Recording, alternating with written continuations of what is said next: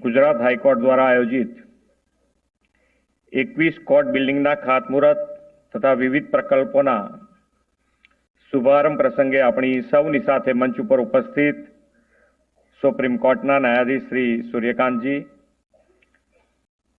હાઈકોર્ટના મુખ્ય ન્યાયાધીશ શ્રીમતી સુનીતા અગ્રવાલજી, મારા સાથી મંત્રી શ્રી ઋષિકેશભાઈ પટેલ, ગુજરાત રાજ્ય જ્યુડિશિયલ એકેડેમીના અધ્યક્ષ જજ શ્રી A.Y. કોગજે, સિનિયર જજ શ્રી બીરેન વૈષ્ણવજી, શ્રી A.S. સુપૈયાજી, GHAના અધ્યક્ષ શ્રી બ્રિજેશ ત્રિવેદી, એડવોકેટ જનરલ શ્રી કમલ ત્રિવેદીજી, ઉપસ્થિત સૌ ન્યાયાધીશો, પૂર્વ ન્યાયાધીશો, ન્યાય પ્રણાલી સાથે જોડાયેલા સૌ અગ્રીમ મહાનુભાવ, વર્ચ્યુઅલ માધ્યમથી જોડાયેલા સૌ ન્યાયાધીશો, પ્રેસ મીડિયાના મિત્રો, સૌને મારા નમસ્કાર. ગુજરાતમાં છે ને કાર્યક્રમ થયો,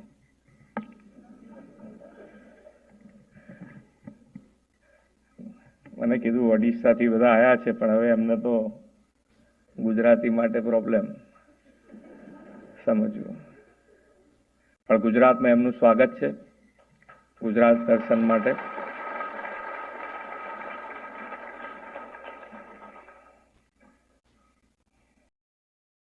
માઇન્ડ હેલ્ધી હોય તો બધું સારું. આપણું શરીર સારું રહે ને સામેવાળાનું શરીર સારું રહે. જે છે બધું એમાં જ છે.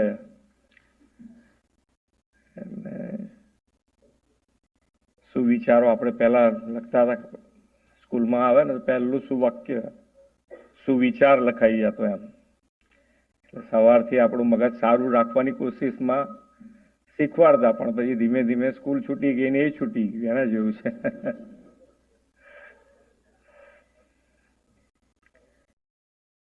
આ તો થોડું ટેકનોલોજીથી બહાર આવીએ ને આપણે બધા એમ, એટલા માટે હું થોડું આ વાર્તાલાપ કરીશ.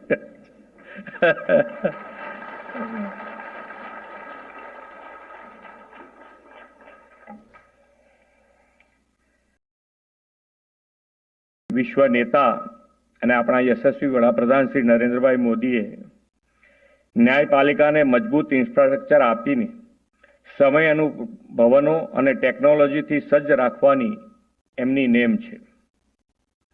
તેમની આ નેમને સાકાર કરવાની દિશામાં આજે ગુજરાત હાઈકોર્ટના પરિસરમાં 21 નવીન કોર્ટ બિલ્ડિંગ સાથે ₹133 કરોડના વિવિધ ઇન્ફ્રાસ્ટ્રક્ચર ડેવલપમેન્ટના કામોની ભેટ આપવાનો આજનો આ અવસર છે. 1960માં ગુજરાત અલાયદું રાજ્ય બન્યું ત્યારે આકાશવાણી ભવન નવરંગપુરાથી શરૂ થયેલી હાઈકોર્ટની સફર ઉત્તરોત્તર નવીનતમ સુવિધાઓ સાથે વિસ્તરી છે. આજે state of the art facility સાથે સોલા ખાતે હાઈકોર્ટનું અદ્યતન ભવન કાર્યરત છે. માત્ર ન્યાયાલયોને નવી ઇમારતો કે મકાનો બાંધવા એટલું જ નહીં, ન્યાયાધીશો તેમજ કોર્ટ સ્ટાફને ICT સહિતની આધુનિક સુવિધાઓ આપવા રાજ્ય સરકારનો હંમેશા પ્રયાસ રહ્યો છે. આપણા સૌ માટે ગૌરવની વાત છે કે આદરણીય વડાપ્રધાન શ્રી નરેન્દ્રભાઈ મોદીએ ઇન્ફ્રાસ્ટ્રક્ચર ડેવલપમેન્ટની જે મુહિમ ચલાવી છે તેને આપણે રાજ્યના દરેક તાલુકા મથકે પ્રિન્સિપલ સિવિલ જજની કોર્ટ કાર્યરત કરીને પાર પાડી છે.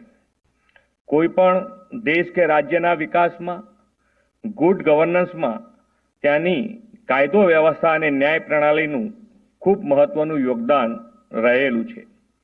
ન્યાયતંત્ર, વહીવટતંત્ર અને ધારાસભા એ ત્રણેય લોકશાહીના અને સુશાસનના આધાર સ્તંભ છે. આ ત્રણેય વચ્ચેની સિનર્જી સુશાસન અને લોકતંત્રને ગતિમાન રાખે છે. લોકોને સુશાસનનો પ્રત્યક્ષ અનુભવ થાય તે માટે ઝડપી ન્યાય પ્રાપ્ત થાય તે અતિ આવશ્યક છે. આ માટે રાજ્ય સરકાર ન્યાયતંત્ર અને હાઈકોર્ટના તંત્રની જરૂરિયાત મુજબ પૂરતા નાણાકીય સંસાધનો ઉપલબ્ધ કરાવવાનો નિરંતર પ્રયાસ કરે છે.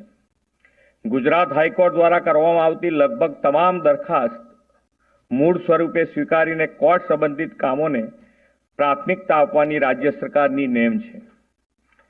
આ માટે નાણાકીય ફાળવણી પણ કાયદા વિભાગના બજેટમાં રાજ્ય સરકારે કરી છે, જે 21-22માં 1698 કરોડ હતી તે ઉત્તરોત્તર વધારીને 24-25માં 2586 કરોડ કરી છે. આ વધારો ન્યાયતંત્રની કાર્યક્ષમતા વધારવા, ઇન્ફ્રાસ્ટ્રક્ચર, ડિજિટલાઇઝેશન, સુદૃઢ માનવબળ ઉપલબ્ધ કરાવવાનું સરકારનું કમિટમેન્ટ દર્શાવે છે. વડાપ્રધાનશ્રીએ ટ્રાન્સપરન્ટ, એફિશિયન્ટ અને ગુડ ગવર્નન્સ માટે ડિજિટલ ઇન્ફ્રાસ્ટ્રક્ચરને પ્રાધાન્ય આપ્યું છે. ગુજરાત હાઈકોર્ટ આ ક્ષેત્રે ઉદાહરણ અને દિશાદર્શક કાર્ય કર્યું છે. યુટ્યુબ પર કોર્ટની કામગીરીનું લાઈવ ટેલિકાસ્ટ કરવાનું સૌ પ્રથમ રાજ્ય ગુજરાત બન્યું છે. એ દિશામાં આગળ વધતા virtual court, digital portal, paperless e ફાઇલિંગના અભિગમ પણ રાજ્યમાં ન્યાયપાલિકાઓને અપનાવ્યા છે. કોર્ટ સાથે સંકળાયેલા બધા સ્ટેક હોલ્ડર્સને ડિજિટલ એક્સેસ સરળ બન્યું છે. આજે પ્યોર પેપરલેસ કોર્ટ અને pure paperless registry vision document જાહેર થયું છે. આ ઉપરાંત ઈ કોર્ટ મિશન મોડ પ્રોજેક્ટનું પણ ઝડપથી અમલીકરણ થઈ રહ્યું છે. આ કડીમાં આગળ વધતા તાલુકા ફેમિલી કોર્ટમાં કેસ પ્રમાણે ડિજિટલ કેસ ફાઇલિંગ સ્કેન કરીને અપલોડ થાય તે માટેની ઇન હાઉસ સોફ્ટવેર ડેવલપમેન્ટ કરવામાં આવ્યું છે. હવે તાલુકા ફેમિલી કોર્ટ્સ આઈસીટી કનેક્ટ થઈ છે અને વિડીયો કોન્ફરન્સિંગની સુવિધાઓ યુક્ત બની છે. તે પણ ન્યાય પ્રણાલી ઝડપી બનાવશે એવો મને વિશ્વાસ છે. આજના અવસરે વિવિધ પહેલ શરૂ કરવા બદલ હાઈકોર્ટના મુખ્ય ન્યાયાધીશ શ્રીમતી સુનીતાજી અગ્રવાલ અને એમની ટીમને ખૂબ ખૂબ અભિનંદન પાઠવું છું. વડાપ્રધાન શ્રી નરેન્દ્રભાઈ મોદીના નેતૃત્વમાં દેશમાં ease of living, ease of doing બિઝનેસની સાથે ઇઝ ઓફ જસ્ટિસને પણ પ્રાધાન્ય આપવામાં આવ્યું છે. ભારતીય ન્યાયિક સંહિતાના મૂળ મંત્ર છે નાગરિક પ્રથમ.